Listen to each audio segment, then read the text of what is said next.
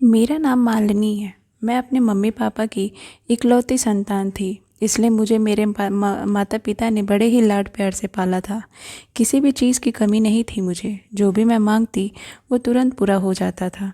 अब मैं बड़ी हो गई थी, मेरी उम्र शादी के लायक हो चुकी थी, इसलिए मेरे पिता को थोड़ी चिंता हो रही थी। वह दौड़ भाग कर मेरे लिए अच्छा वर तलाश करने लगे। पर जहाँ वर अच्छा मिलता तो वहाँ ख़ानदान अच्छा नहीं मिलता, और जहाँ ख़ानदान अच्छा मिलता वहाँ वर अच्छा नहीं मिलता।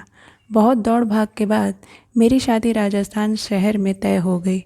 घर अच्छा था। मेरे ससुर वन विभाग से कुछ महीने पहले रिटायर हुए थे। उनके दो बेटे थे। बड़ा बेटा सौरभ चित्तौड़गढ़ में ही बैंक में कैशियर के पद पर काम करता था, जबकि छोटा बेटा सुजीत उदयपुर में एक प्राइवेट कंपनी में काम करता था। छोटे बेटे सुजीत से ही मेरी रिश्ता तय हुई थी। मेरी सास नहीं थी, उनकी मौत हुए 5 साल हो चुके थे। मेरे ससुर अभी नौजवान थे। एक बात थी जो मेरे ससुर को खाए जा रही थी कि उनका छोटा बेटा सुजीत में बहुत गलत आदतें थीं। मेरे ससुर को लगा कि अगर सुजीत की शादी एक पढ़ी लिखी लड़की से हो जाएगी तो उनका बेटा बुरी आदतों को भूल जाएगा, इसलिए उन्होंने अपने बेटे की सच्चाई नहीं बताई। मेरे पिता ने मेरी शादी बड़े ही धूमधाम से की, दहेज भी खूब दिया। मेरी विदाई हो गई। विदाई के बाद मेरे माता पिता दोनों घर में अकेले रह गए। जब मैं पहली बार ससुराल आई तो मुझे ससुराल में जितना प्यार मिलना चाहिए था उतना मिला नहीं। मैं मायूस हो गई। मेरी जेठानी का बर्ताव मेरे प्रति अच्छा नहीं था, न ही मेरे पति का बर्ताव अच्छा था। हमारी शादी होते ही सुजीत उदयपुर में नौकरी पर चला गया। वह मुझे साथ में नहीं ले गया था। मैं जब दोबारा ससुराल आई तो मेरे ससुर का विचार था कि बहू यानी कि मैं उनके बेटे सुजीत के साथ रहूं, लेकिन मेरे पति मुझे अपने साथ नहीं रखना चाहते थे। और इधर मेरे ससुर भी बेचैन थे मुझे अब कहीं भेजने के लिए। मुझे समझ नहीं आता था कि वो ऐसा क्यों कर रहे हैं।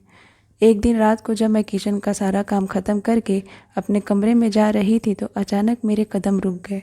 मैंने देखा बाथरूम से आवाज़ आ रही थी, आहें भरने की, और ये रोज़ रात को होता। एक दिन मैंने डिसाइड किया कि आज पता लगा के रहूँगी आखिर ससुर जी बाथरूम में करते क्या हैं। जब मैं पीछे की खिड़की से देखी तो मेरे तो होश ही उड़ गए, क्योंकि मेरे ससुर अकेले नहीं थे, उनके साथ तो मेरी जेठानी भी थी। मेरे ससुर कह रहे थे कि मैं मालिनी को यहाँ से भेजना चाहता हूँ ताकि हमें रोक टोक ना हो। हम खुलकर अपने कमरे में ही मिले, लेकिन मेरा नालायक बेटा लेकर ही नहीं जा रहा है। अब मैं सब समझ गई थी कि आखिर मेरे ससुर इतना क्यों जोर लगा रहे हैं कि मैं उनके नालायक बेटे के साथ उदयपुर चली जाऊं। पर मैंने सोचा मुझे क्या करना है, यहाँ तो मेरी ही गृहस्थी नहीं चल रही है। फिर मैंने फैसला लिया कि मैं उदयपुर चली जाऊँगी। जब मेरे ससुर ने सुजीत को समझाया, वह उसको भला बुरा कहा, तब जाकर मजबूरी में वह मुझे अपने साथ ले गया। मैं भी मना नहीं की। उदयपुर में हम दोनों किराए के मकान में रहने लगे। सुजीत की सबसे बुरी आदत थी जुआ खेलना व शराब पीना, जिससे वह घर पर हमेशा देर रात तक पहुंचता था। इस बात से मैं बहुत परेशान थी। सुजीत की तनख्वाह भी जुए व शराब में खर्च होने लगी थी, इसलिए महीने के अंत में कुछ नहीं बच पाता था। अब उधारी की नौबत आ चुकी थी। एक दिन ससुर जी अचानक उदयपुर हमारे घर आए। मुझे बहुत चिंता हो रही थी, क्योंकि जब से मैंने ससुर जी को और भाभी का एक साथ देखा था तब से नफरत हो गई थी मुझे। कितना घिनौना काम किया था दोनों ने, बाप बेटी के रिश्ते को ही छी। उस समय मैं पेट से थी, लेकिन एक बात तो तय थी कि मेरे ससुर ने कभी भी मेरे साथ गलत नहीं किया था। मेरी ऐसी दयनीय हालत देखकर मेरे ससुर ने रोते हुए कहा, बेटी मैं तेरा गुनहगार हूँ, मेरी वजह से तेरी यह हालत हुई है, मुझे माफ़ कर देना। मैंने अपने ससुर को समझाते हुए कहा, इसमें आपका कोई कसूर नहीं है, आप मत रोइए। मैं आपके बेटे को सुधार नहीं सकी। मैंने पूरी कोशिश की लेकिन नाकाम रही। मेरे ससुर बेमन से वापस घर लौट गए। मेरी ऐसी हालत देखकर वह दुखी थे। मेरे ससुर को यह भी पता चल गया था कि मुझे उनके और मेरी जेठानी के संबंध के बारे में सब पता चल गया है। इसी गहरी चिंता की वजह से एक दिन मेरे ससुर को अचानक हार्ट अटैक आ गया और उनकी मौत हो गई। समय बीतता गया पर सुजीत की ज़िंदगी में कोई बदलाव नहीं आया। समय पंख लगाकर उड़ने लगा। मुझे एक बेटा हो गया जो अब 5 साल का हो गया था। मैं अब सिलाई करके अपना घर कर चला रही थी। कुछ महीने बाद सुजीत की नौकरी छूट गई, क्योंकि वह हमेशा शराब पीकर ऑफिस जाने लगा था। इसलिए कंपनी वालों ने उसे नौकरी से निकाल दिया था। उसको घर बैठे 1 महीना बीत गया। एक दिन सुजीत ने मेरे सोने के कंगन चुरा कर बाजार में बेच दिए। जब मुझे पता चला तो हम दोनों के बीच लड़ाई झगड़ा हुआ। मेरे पति ने मुझे मारा पीटा। एक दिन सुजीत घर देरी से पहुंचा। उस समय मैं सुजीत के आने का इंतज़ार कर रही थी। सुजीत ने बहुत ज़्यादा शराब पी रखी थी। आज वह जुए में 10,000 रुपये हार गया था। आज उसका मेरे से कुछ और चीज़ छीनने का इरादा था। सुजीत के आते ही मैंने थाली में खाना रख दिया। इसके बाद मैं सोने के लिए जाने लगी कि तभी सुजीत ने मेरा हाथ पकड़ कर कहा, मालिनी रुको, मुझे तुमसे एक बात कहनी है। मैं समझ गई कि आज इसका नया नाटक है। फिर भी मैंने पूछा, क्या बात है? सुजीत ने कहा, तुम मेरे पास तो आओ। उसके पास आकर बोली, मुझे बहुत नींद आ रही है, क्या बात करनी है, जल्दी कहो। सुजीत ने मेरा हाथ पकड़कर बड़े प्यार से कहा, मैं जो तुमसे मांगना चाहता हूँ वह मुझे दोगी? मैंने कहा, क्या चाहिए आपको? मेरे पास देने लायक ऐसा कुछ भी नहीं है। सुजीत ने मुझे समझाते हुए कहा, मैं आज 10,000 रुपये जुए में हार गया हूँ। वे रुपए मैं दोबारा जीतना चाहता हूँ, इसलिए मुझे तुम्हारी खास चीज़ की ज़रूरत है। मैंने कहा, इसमें मैं क्या कर सकती हूँ? आपने तो जुए व शराब में सब कुछ बेच दिया है, अब क्या बचा है? मुझे बेचना चाहते हो क्या? सुजीत ने बड़े प्यार से कहा, तुम भी कैसी बातें करती हो? मैं तुम्हें कैसे बेच सकता हूँ? तुम तो मेरी धर्म पत्नी हो। मुझे तो तुम्हारा मंगलसूत्र चाहिए। मेरे पति की बात सुनकर मेरे पूरे शरीर पर आग लग गई। मैंने गुस्सा जताते हुए कहा, आपको कुछ शर्म आती है कि नहीं? यह मंगलसूत्र सुहाग की निशानी है। कुछ दिन पहले आपने मेरे सोने के कंगन बेच दिए, मैंने कुछ नहीं कहा। अब मंगलसूत्र बेच रहे हो, कुछ तो शर्म करो। आप कुछ भी कर लो, मैं मंगलसूत्र नहीं दूंगी। जब मैंने मंगलसूत्र देने से साफ मना कर दिया तो सुजीत को बहुत गुस्सा आया। वह बोला, मैं तेरी फालतू बकवास नहीं सुनना चाहता हूँ। इस समय मुझे केवल तुम्हारा मंगलसूत्र चाहिए। मुझे मंगलसूत्र दे दे। मैंने कहा, मैं नहीं दूंगी मंगलसूत्र, यह मेरी आखिरी निशानी है। सुजीत ने मेरा हाथ पकड़कर अपने पास खींचा और जलती हुई सिगरेट से मेरे हाथ को दाग दिया। मुझे बहुत दर्द हुआ। मैंने दर्द से कराहते हुए कहा, आप चाहे मुझे मार डालो, लेकिन मैं मंगलसूत्र नहीं दूंगी। इसके बाद सुजीत ने मेरा हाथ पकड़कर मेरे बदन को जलती हुई सिगरेट से जगह जगह दाग दिया। मैं उस समय ज़ोर ज़ोर से चिल्लाने लगी।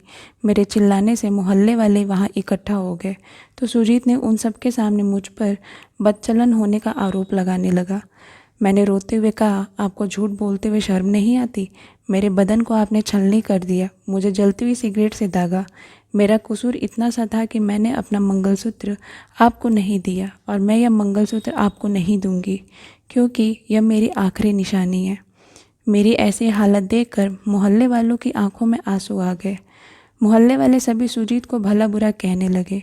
सुजीत ने उन्हें गालियां देते हुए दरवाज़ा बंद कर लिया और दोबारा मुझे पीटने लगा। मैंने अपने पापा को फ़ोन लगाया तो सुजीत ने मेरे हाथ से मोबाइल छीनकर फर्श पर फेंक दिया, जिससे मोबाइल फ़ोन टूट गया। सुजीत ने मुझे फिर बुरी तरह से मारा, जिससे मैं बेहोश हो गई। सुजीत मेरे गले से मंगलसूत्र खींचकर रात को ही घर से गायब हो गया। जब अचानक रात को मेरे बच्चे की नींद खुली तो माँ को अपने पास ना पाकर वो रोने लगा और बरामदे में चला आया और मेरे पास बैठ गया। जब मुझे होश आया और तो मैंने अपने बेटे को गले से लगा लिया। तभी मेरे हाथ गले पर गए तो पाया कि मेरे गले से मंगलसूत्र गायब था। मैं समझ गई थी कि सुजीत ले गया है। मैंने घड़ी की तरफ देखा, सुबह के 5 बज चुके थे। मैंने कुछ सोचते हुए अपने बेटे को साथ लिया और घर से निकल गई। पड़ोस की एक औरत से मोबाइल मांगकर अपने पापा को फ़ोन लगा दिया। मुझे फ़ोन पर रोता देख मेरे पापा भी घबरा गए थे। उनको कोई अनहोनी की आशंका सता रही थी। उधर से मेरे पापा ने फ़ोन पर पूछा कि क्या बात है बेटी, क्यों रो रही है? मैंने पापा को बोला कि पापा, मैं अब यहाँ नहीं रहना चाहती, मैं उदयपुर रेलवे स्टेशन आ रही हूँ। अगर आप नहीं आए तो मैं मर जाऊंगी। मेरे पापा घबरा कर बोले, बेटी ऐसी बात क्यों कह रही है? दामाद ने कुछ कहा क्या? मैं पापा से बोली, पापा आप जल्दी आ जाना, अब मैं यहाँ रहना नहीं चाहती, मैं रेलवे स्टेशन पर आपका इंतज़ार करूँगी। मेरी माँ मुझे रोता हुआ देखकर पापा को बोलने लगी कि कितनी बार बोला है कि मेरी बेटी की एक बार हालचाल लेते आओ, आखिर किस हाल में है वो, लेकिन आप मेरी बात कहाँ मानते हैं। पता नहीं किस हाल में होगी मेरी बच्ची। पापा मम्मी की चिंता को समझ रहे थे। पापा तुरंत ही रेलवे स्टेशन के लिए निकल चुके थे। मैं भी पापा से बात करके सीधे रेलवे स्टेशन की तरफ भागी। मैं प्लेटफॉर्म के फ्लाईओवर की सीढ़ियों पर अपने पापा का इंतज़ार करने लगी। मैं अपने ख्यालों में खोई थी कि मेरे बेटे ने देखा कि कई छोटे छोटे बच्चे हाथ में कटोरा लेकर भीख मांग रहे थे। वह भी अपने छोटे छोटे हाथ आगे करके भीख मांगने लगा। इधर जब पापा की नींद खुली तो वह उदयपुर पहुंच गए थे।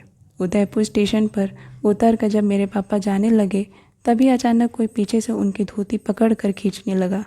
मेरे पापा ने पीछे मुड़कर देखा कि एक नन्हा बच्चा उनकी धोती पकड़कर हाथ आगे करके भीख मांग रहा था। मेरे पापा ने उस बच्चे को धुतकारते हुए कहा, धक्का दिया और कहा, बच्चा दूर हो जा। गिरा और रोने लगा। बच्चे के रोने की आवाज़ सुनकर मैं वहाँ आई। मैं अपने बच्चे के पास जाकर उसे उठाने लगी। तभी मेरे पापा की नज़र मुझ पर पड़ी और बोले, मालिनी तुम यहाँ ऐसी हालत में, तुम्हारी यह हालत किसने बनाई? मैंने देखा कि इस अनजान शहर में कौन मुझे मालिनी कहकर पुकार रहा है। जब मैंने नज़र उठाकर देखा तो सामने पापा खड़े थे। मैं जल्दी से दौड़ते हुए अपने पापा के गले लगकर रोने लगी। पापा ने भी हिम्मत से काम लेते हुए अपने आंसुओं पर काबू पाते हुए कहा, बेटी मालिनी आंसू मत बहा, मैं तुझे लेने ही आया हूँ, चल घर चलते हैं।